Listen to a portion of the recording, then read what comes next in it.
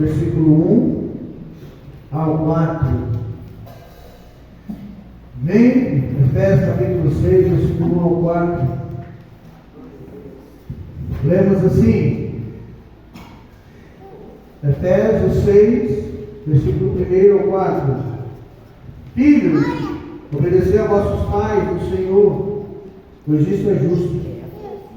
Honra teu pai e tua mãe, que é o primeiro mandamento com promessa, para que vivas bem e tenhas vida longa sobre a terra. E vós, pais, não provoqueis ainda vossos filhos, mas educai-os de acordo com a disciplina do Senhor. Podemos assentar.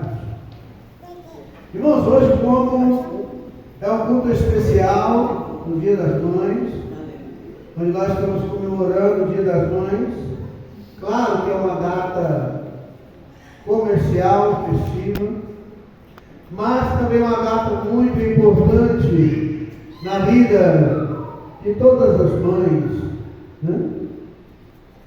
E eu quero falar então sobre uma família estruturada. Ia falar sobre outra coisa, outro assunto, mas Deus me envolveu aqui a falar sobre esse tema, e que envolve muito a mãe, o pai e a família. Então você já parou para pensar, irmãos, que toda família tem a sua estrutura, né? Mesmo as mais desajustadas têm lá a sua estrutura. E o que é a estrutura, pastor? Estrutura remonta ao latim, que significa construção, edifício, ordem, estrutura. Esse termo deriva do verbo instruir, que significa construir, organizar, dispor. A estrutura significa construir. Estrutura significa organizar, dispor em ordem, né? A palavra estrutura passou a ser usada para designar a organização e disposição dos elementos que compõem um todo, seja físico, intelectual ou abstrato. Sabe aquela estrutura da família? Quer seja ela a maneira como ela é organizada, no plano físico, com a disposição dos pais, das crianças, no céu daquele que o tem, quer seja no plano intelectual ou abstrato. É isso que fala a estrutura, né? Logo, a estrutura do seu lar, da sua família, irmãos, é a maneira que ela é construída, a maneira como o seu lar é organizado no plano físico e nosso servo de Deus no plano espiritual, né? Como as crianças falaram aí. A mãe é o exemplo daquela que clama, que busca e que ora. Uma das últimas vezes que eu fui a Nápoles, eu posei na casa da minha mãe quando ela estava boa de saúde ainda, e antes dela dar o AVC, ela deu 2 AVC, e aí depois já não respondia mais. Toda vez que eu ia dormir, o quarto era longe, eu escutava ela orando, falando com Deus, da sua maneira, usando, buscando, pedindo, para filho por filho, cada um, ela falava: mãe é esse aí, pai é esse aí. Então eu quero falar sobre a estrutura do lar, eu quero falar sobre o casal, sobre os filhos, né? Depois vamos falar sobre os pais e a família, bom? Então primeiro nós vamos falar a estrutura de um lar. Começa onde? Onde é que começa a estrutura da sua família? É no casamento? Claro que não. Começa lá no seu namoro. Começa com o casal. Onde é que o casal começou? Onde é que eu e minha esposa começamos? No namoro. Onde é que o Rui e o Manzinho começou? No namoro. Né? E por assim cada um desses irmãos começou no seu namoro, né? Começa-se com a amizade especial, aquela que o namorado ter a oportunidade de conhecer a sua futura esposa. Se ele chega na casa dela 10 horas e ela está dormindo, provavelmente na sua casa vai dormir até 11. Se lá na casa da mamãe e do papai ela não consegue ajudar nem fazer o almoço, fica tranquilo, você que vai ter que fazer, porque ela não vai saber fazer nada. Então é o conhecimento, da pessoa em si, da família, o defeito, as manias. Sabe aquele defeito do namorado? Samuel, quando você for namorar, você está namorando, lá que a gente não sabe, né? Então, mas quando você começar a namorar, Samuel, pega as manias da namorada, olha tudo, porque depois que casa, a tendência é as manias aumentar. Diminui não. Ah, pastor, vai converter, muita coisa converte, só que tem coisa que não é pecado, é mania, irmão, não é pecado. É costume da família. Então a gente fala, então você que é irmão que está aqui tá namorando, namoro é a época que um conhece o outro, fala, isso aqui serve para mim, isso aqui não serve. Namoro é para isso? Claro que é. É para você ver, essa aqui serve. Já contei aqui, quando minha esposa começou a namorar comigo, minha família não era tão bacana, assim dizer, né? Era um tiquinho bagunçada. Lá tinha umas brigas lá na minha casa, irmão, só para os irmãos terem uma ideia. Minha irmã, que infelizmente já faleceu, ela era meio encrenqueira. E minha família, de vez em quando, teve um dia que eu lembro, esse dia, que eu tenho a cicatriz aqui que não me deixa mentir, eu ia, não sei o que aconteceu lá, só lembro do que aconteceu. Sabe aquele cano que a gente tinha de antigamente PVC, que não era como era de certo PVC, senhor? Você usava aquele negócio para tarrachar, porque era duro, não era? Ela pegou um pedaço daquele cano e eu ia atravessando lá da cozinha, eu ia passando lá do outro lado, ela catou aquilo ali, pegou bem na minha cabeça, rachou na hora. O sangue desceu na hora. Teve um dia no meio de uma briga, eu catei uma panela daquela de fazer arroz para a família inteira, da mão do meu irmão, que ia mandando a cabeça da outra. Família. Aí meu esposo falando, você quer estar naquela família, porque o pessoal vem trabalhado. Estou sendo educado. O meu sogro é muito educado. Mas, ele falou, não, pai, ele é diferente. Porque na verdade quem vivia a parte das brigas era eu. Por isso que eu apanhei mais. Sempre quem dá, se lá na sua casa você que a parte das brigas, irmão, saiba que você é o que apanha mais. É ou não é? O pescoço não sobra para quem está no meio. Quer bater no outro, você está no meio, você leva. Se na sua família não teve isso, maravilha. Mas toda família tem seu desentendimento que a gente não fala. Eu estou falando que já mudou, cada um casou, mudou sua vida. Alguns, infelizmente, já partiram. E a vida segue. Então, só vão ser uma família estruturada se a época foi cultivada com valores. Tá? O casal é a base, os dois pilares que sustentam a casa. Aí, uma vez que eles se casam, passa pelo altar, faz união entre o casal. A Bíblia fala que o cordão de 3 dobras não se parte facilmente. Amós fala melhor que serem. A Bíblia diz que é melhor serem 2 do que 1. Em Amós 3:3, andarão 2 juntos se não estiverem com um acordo. Então é a hora que a pessoa faz uma aliança com Deus.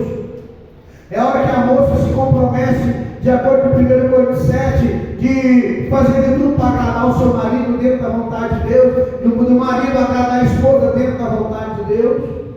Começou o casal. Cada um tem o seu valor. O marido não é mais importante que a esposa, e a esposa não é mais importante que o marido. Cada um tem o seu valor.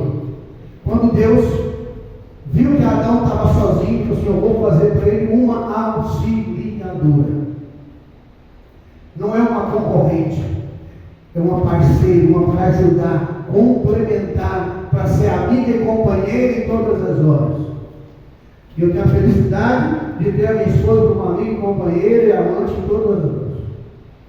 É assim que funciona.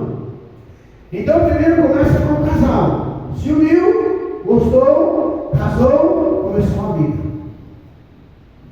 E como eu já falei, uma vez que se casa, a partir do momento que os dois filhos se casaram, eles constituíram outra família. Ainda que seja todos os dois que são casados e têm seus filhos, mas a família não iniciou quando o filho nasceu. A família iniciou quando saiu do altar. Aí a família. O pai e a mãe têm que entender isso. A sogra, o sogro tem que entender a família do meu filho. Eu faço parte da família dele, mas ele tem a família dele. A família dele é o marido e a mulher. Nasceu os filhos, marido, a mulher, os filhos. E aí vai. Estão entendendo? Para não cair naquelas piadas da sogra, né? Que acaba metendo a mulher de pau numa chamada. Depois dos dois, do casal, vem o que? Os filhos. A vida de hoje é maravilhosa, não é? Mas o lar sem filhos, irmãos, é um lar incompleto. Palavra do pastor divino, não sua. Talvez eu vou usar o termo que o apóstolo Paulo diz. Digo eu e não o Senhor. Né? Paulo diz isso aos Coríntios. Digo eu, não o Senhor. Aos Coríntios ele fala isso. 1 Coríntios 7. Para mim, pastor divino, um lar sem filhos é um lar incompleto. Eu sou das antigas, mas acredito que um lar sem filhos é um lar que está faltando alguma coisa. Natanael falou aqui, uma coisa maravilhosa, chegar e ver o filho. Nesses dias eu passei na casa do Micael, e ele estava lá, sujo, com uma beleza, fazendo aquela casinha, filhote, aquela casinha pequenininha para os filhos. E o Israel não dava sossego de jeito nenhum. Manda um trem, manda outro, mandou uma colher de pereira nas costas dele. Nossa, olha esse cara, até me assustei. E ele, com a paciência, pediu para a esposa pegar ele, levou para lá. Logo a Jéssica pegou, logo voltou de novo. Não tem nada melhor do que ver os pais interagindo com os filhos. Né, amor? Coisa mais maravilhosa. E eu lembro aqui, irmãos, que os filhos, Natanael sempre foi muito grudado comigo. E ele nunca, das vezes que ele acordou, ele nunca procurou a mãe, só eu. Minha esposa está aqui que não deixa mentir. Né? Espero que o Nicolas seja mais ou menos assim. Porque é muito bom você poder. Eu levantava, tinha que fazer uma madeira, eu não dormia, ele ia para o meu campo, eu acordava para deitar no canto da minha cama. Às vezes eu não pego. Então, o lar sem os filhos, está faltando alguma coisa, não está, irmão? Eu vejo que os casais de hoje querem criar cachorro, gatinho periquito, mas calopsita, é maravilhoso, ó, bacana. Dias da semana fomos deixar a Lívia na casa do Edson, estava fazendo as lembrancinhas, e era às 11 horas da noite, quase meia-noite, né? Lorena, lá na parte da sua casa tinha dois gatos olhando, nem assistindo televisão.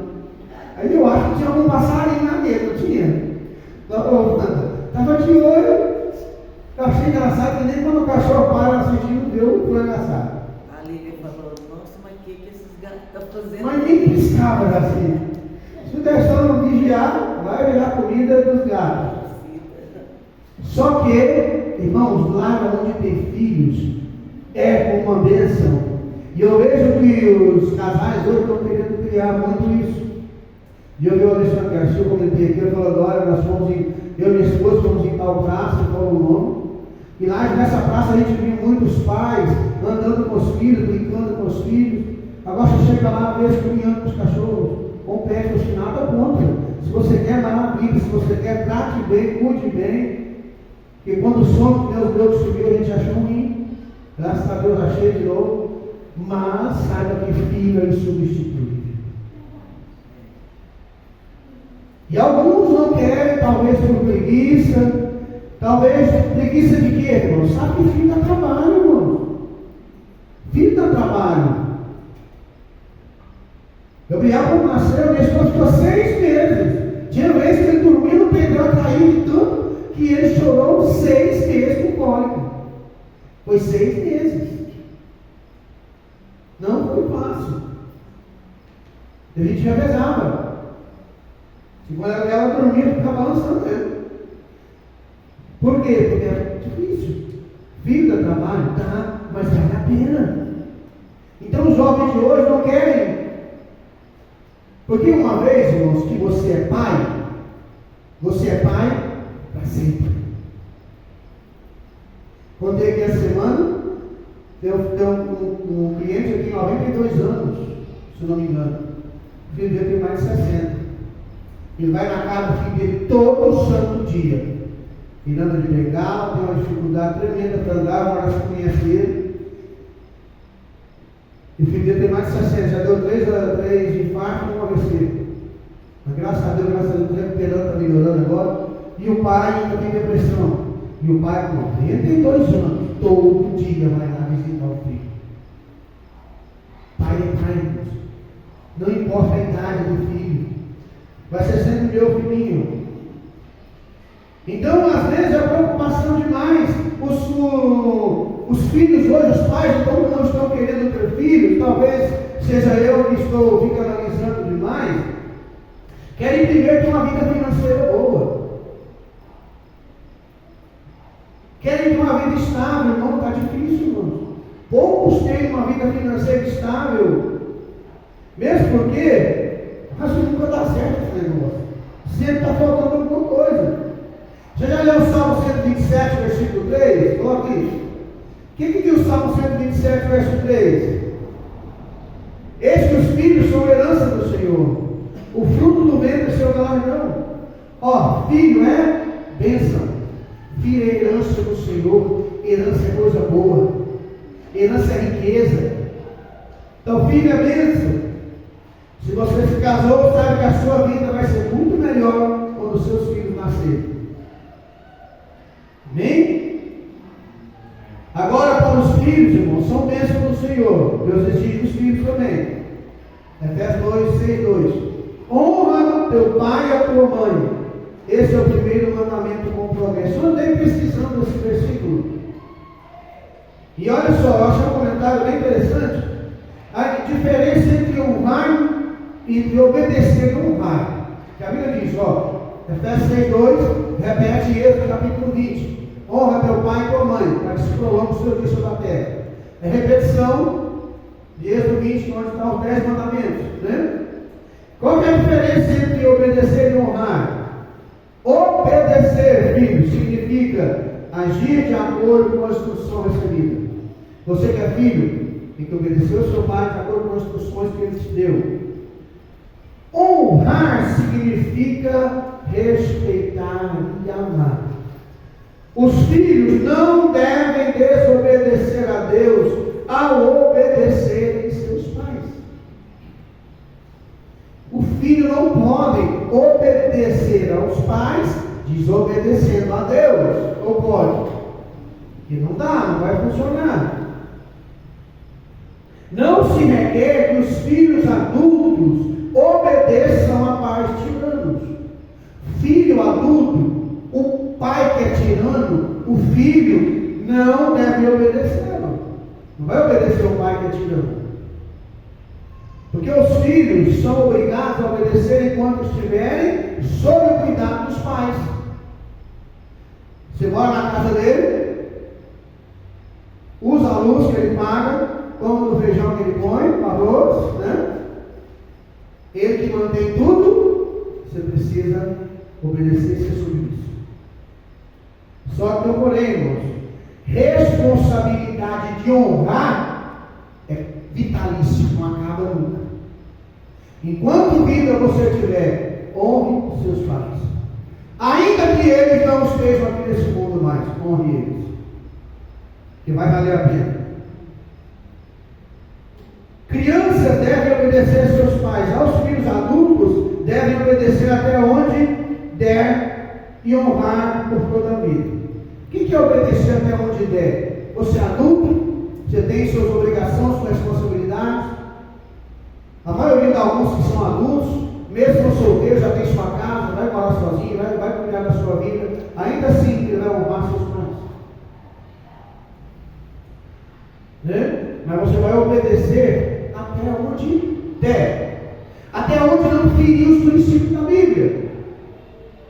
Por exemplo, antigamente, na nossa época, assim, na minha nem tanto, mas muitos pais já mandaram os filhos fazer isso.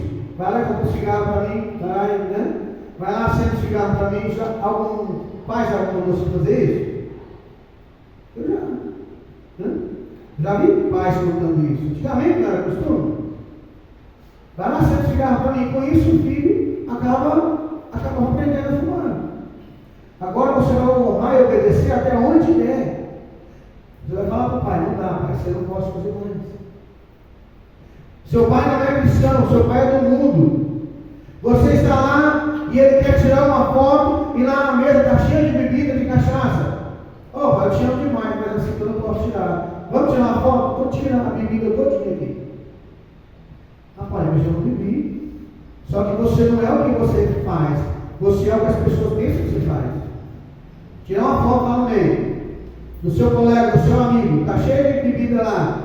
Garrafa de bebida, cheio de latinha na mão. Você acha que todo mundo que vê aquela foto vai pensar que você não bebeu? Que é só seu pai, sua mãe, seu tio, sua prima? Não. Isso é prudência, vai obedecer e honrar até onde der. Amém? Agora os pais, irmãos. Pai é o que? Provedor. Pai é provedor. Os pais devem deixar claro para os filhos que os pais digam amém. Misericórdia. Os pais digam amém. Eu nem falei, está com medo, não vou falar. Os pais digam amém. Os seus filhos têm que saber que todos os seus filhos estão em segundo lugar. Meus filhos nunca veio em primeiro lugar, nunca veio. Sempre foi além disso. E ele sempre soube disso. Prova disso que todos eles casaram, bateram asa, e nós vivemos melhor do que antes. Se não vivesse, já teria separado. Porque o filho e a filha têm que saber. O pai e a mãe é mais importante. Lembra daquela época que a gente só comia carne no domingo? Alguém você não passou por isso, mas eu passei. Todo domingo era um frango caipira. Tem um cunhado, infelizmente ele já faleceu, morreu em 1986, e ele gostava muito do frango caipira. Todo domingo ele levava, todo sábado, assim, franguinho para minha mãe fazer, quando ele ia almoçar lá. E aquele pedaço que ele gostava, sempre tirava. Lembra que a esposa tirava o primeiro do marido? Lembra? Por que tirava do marido primeiro? Porque eu honra, porque ele vem primeiro. Ele que trabalhou, ele que comprou. Por que você vai deixar seu filho comer primeiro? Ele pode até comer, depois você tirar o seu marido. Ah, meu filhinho, minha vida. Não, senhora. Fica sabendo que o seu filho, que você acha que é a sua vida, na primeira oportunidade ele vai dar as costas para você. Pastor, não é assim? Claro que é. Porque ele vai viver a vida dele. Ele tem que viver a vida dele. Eu vi um comentário hoje do Rodolfo Schneider, que é o diretor da banda, mas eu vi pelo celular, e ele estava falando assim, olha, os pais têm que, às vezes, com muita dor, deixar que os filhos se frustrem, que os filhos passem dificuldade, para que eles aprendam que a vida, é como o doutor Augusto Nunes fala, bons pais preparam seu filho para a vitória. Aquele pai que é excelente prepara seu filho para a derrota. Meu filho, você vai cair, muitas vezes vai te passar para trás, mas levanta a cabeça e se levanta de novo. Mas não desista. O pai que ama seu filho, corrige. O pai que ama seu filho, prepara ele para a derrota. Eu morro pelos meus filhos. Irmão, não morro por filho nenhum. Se ama seu filho, demais, não morrer por ele não. Minha vida não é importante. Jesus já morreu por nós. Por que eu não morrer por meu filho? Então não sirva a Deus.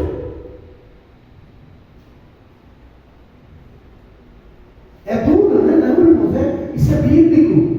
Amar ao próximo como a ti mesmo. Primeiro eu me amo, para depois amar meu filho. Olha só, eu vou falar mais na frente. Vamos falar logo. Provérbios 22:6 diz assim: educa a criança no caminho que se deve andar, e ainda quando for velho não se apartará dele. Certo? Você vai educar no caminho. Você vai pegar na mão e ensinar. Como é que você vai mandar seu filho para a igreja? Não. Meu filho, vamos adorar o Senhor. Meu filho, ajoelha comigo, vamos orar comigo. Meu filho, vem cá, vamos ler a Bíblia junto. Vou te contar uma experiência que Deus fez comigo essa semana. Lá em Gênesis capítulo 22, tem uma história maravilhosa. Talvez da Bíblia, talvez a coisa mais difícil que tem na Bíblia. Está em Gênesis 22. Um homem que estava com 115 anos, talvez, só tinha um filho, que é Abraão, que quando Isaac foi gerado, ele tinha 101 anos. 100 anos Deus apareceu, 101 Isaac nasceu. Isaac já era garotinho, porque Isaac carregava a lenha, então ele devia ter de 8 a 15 anos. E lá, quando eles vão chegando no monte que Deus fala, que Deus pediu Isaac: Abraão, pega Isaac, teu filho, teu único filho, e vai em Moriá, e apresenta em um dos montes que eu lá vou te mostrar. Ele pegou o filho, e obedeceu ao Senhor, e foi para sacrificar seu filho. Teu único filho, Deus fala, teu único filho. Por que Deus pediu aquilo? Porque Abraão estava idolatrando aquele menino. Meu filho é tudo. Aí Deus nunca pede para mim aquilo que não é importante. Deus só pede para você o que é importante. Então, Abraão, o que ele fez? Eu creio, irmãos, que antes que Abraão colocar seu filho sobre o altar, a Bíblia diz que ele amarrou seu filho, colocou sobre o altar. Mas por que foi tão fácil? Porque ele ensinou o teu filho. Abraão, antes deve ter, quando Isaac procura para ele: pai, a lenha está aqui, e eis o cordeiro. Cadê o cordeiro para o sacrifício? Deus proverá para si cordeiro, meu filho. Abraão deve ter explicado para ele: meu filho, Deus é bom, Deus me pediu isso, e eu vou colocar você sobre o altar. Mas fica tranquilo que Deus deu. Já pensou? Em Hebreus capítulo 11 está escrito que Deus considerou como se Abraão tivesse sacrificado Isaac. Quando Abraão levanta a mão para sacrificar seu filho, a voz do céu brada: Abraão, não toques no menino, porque agora sei que tu temes a Deus. Amém? Amém? Aprenda a adorar a Deus com seus filhos. Ter um culto familiar uma vez por semana. Você que é pai, Efésios 6:4, vós pais, não provoqueis ainda vossos filhos, mas educai-os de acordo com a disciplina do Senhor. Evite ficar gritando. Todo mundo sabe que eu passei muita dificuldade com o meu filho mais velho, dependência química. Teve uma vez que eu cheguei para ele e falei assim: olha, a partir de hoje não tem briga mais, não toca a mãe você mais. Chega uma hora, irmãos, que o pai e a mãe vai ter que chegar para o filho e falar: meu filho, a partir de hoje é só na conversa. A época do castigo passou. Seu filho já é adulto, ele já entende, está com 12, 13, 14 anos. O pai agora tem que ficar gritando e falando, é uma vez só. Tem que conversar e orientar. Gritos de excesso só gera medo. O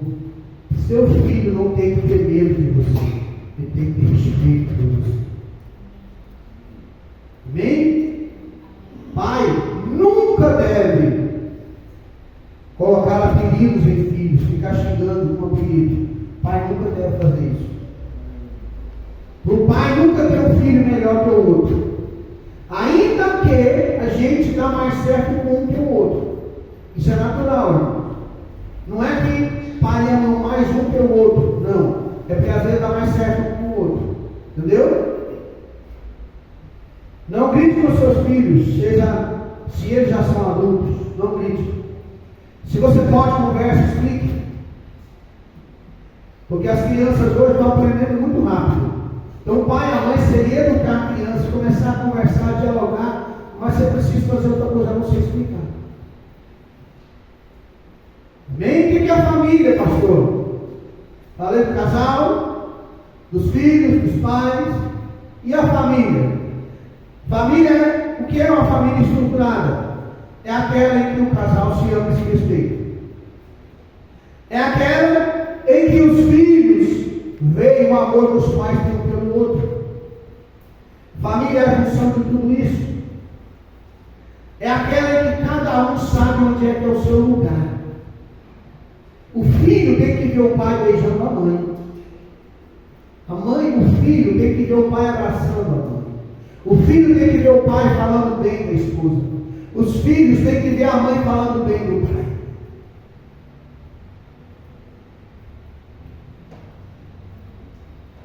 Eu lembro que o pastor Caí ensinava sempre na igreja assim: olha, quem fala mal da igreja vai ver sua família longe da igreja. Nunca esqueça disso. Ele sempre nos ensinou isso em todo lugar que ele foi. Ele foi o melhor pastor que eu tive. Os outros são bons, não chega nem perto dele. Mas ele ensinou isso. E eu acho que a família, você precisa defender a sua família, falar bem dela.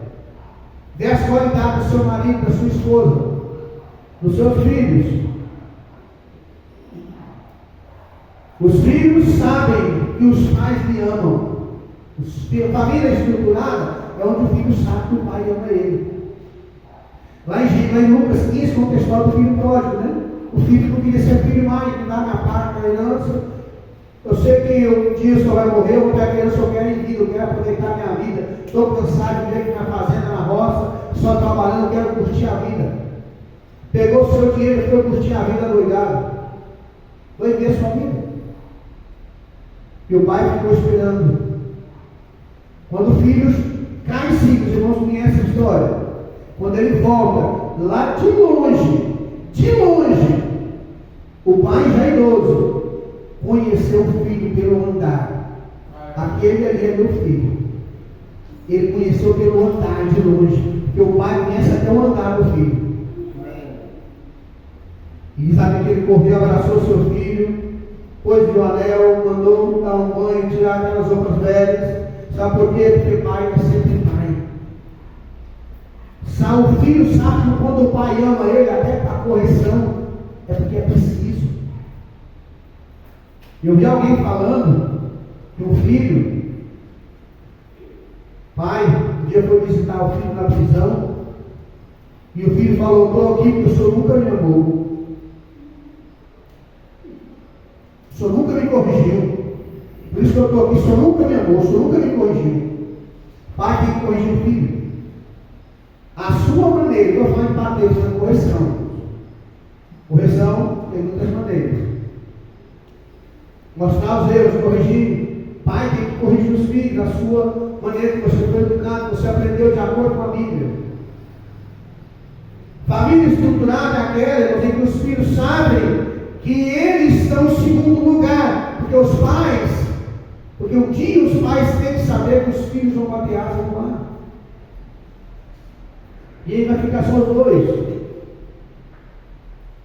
Amém? Os filhos têm que saber, olha, para o pai, a mãe vem em primeiro lugar. Para a mãe, o pai vem em primeiro lugar. Mas não quer dizer que o amor é diferente. Não, cada um tem seu amor diferente. A gente sabe muito bem disso. Né? Falando nisso, no dia 14, o pastor João vai estar aqui para falar sobre a família, de 14 e 15 de junho. E aqueles 3 tipos de amor: Eros, filhos e Ágata. Os 3 tipos de amor. Cada um a gente tem um especial para, né, os nossos filhos, nossa esposa, do seu marido. A verdadeira felicidade, irmão, está na própria casa, entre as alegrias da família. Diz Tolstói, diz Senhora. Onde está a verdadeira felicidade? Na própria casa, entre as alegrias da família. Ficar em pé. Gloriana, Rosângela está subindo as lembrancinhas dos irmãos. Irmão, concluindo aqui, irmãos, a família é o melhor e maior bem que alguém pode ter. Sua família sendo estruturada na palavra de Deus é o mesmo que você ter um pedaço do Éden na terra, um pedacinho do céu na terra. Viva para Deus e para a sua família. Porque diante, olha só, o que Ramon Costa disse: diante de uma família unida, todo leão vira uma formiga. Olha só, diante de uma família unida, todo leão vira uma formiga. Uma família unida ninguém vence. Família unida é aquela coisa preciosa. Já acontece história aqui muitas vezes. Daquele pai já estava ficando idoso, estava chegando que o filho dele estava chegando. E um dia ele pegou, tinha 10 filhos. Falou assim: vai lá, eu preparei, tem 10 varas ali. Mandou o filho mais velho, foi lá e pegou as 10 varas. E elas estavam unidas e amarradas. E ele começou a andar para o mais velho: quebra esse peixe. E o mais velho não deu conta. E foi passando até chegar no caçula. E o caçula falou: seu meu irmão, que é mais velho, mais forte, não deu conta, eu também não dou. E o pai já deu: me dá aqui então. Pegou o feixe de varas, tirou as amarras delas e quebrou as varas de uma por uma, até que todas as 10 ficaram quebradas. Assim é com vocês. Enquanto vocês estiverem unidos, ninguém vai poder vencer vocês. Uma família unida ninguém vence. Amém. Todo leão é uma formiga. Mas uma família desunida, onde pai e mãe não se respeitam, onde filho não obedece pai, onde mãe não respeita o marido, marido não respeita a esposa, é um lar que qualquer formiga derruba. Não vou nem falar um leão, uma borboleta derruba. Temos que mudar o nosso comportamento e nos unir mais em torno de Cristo.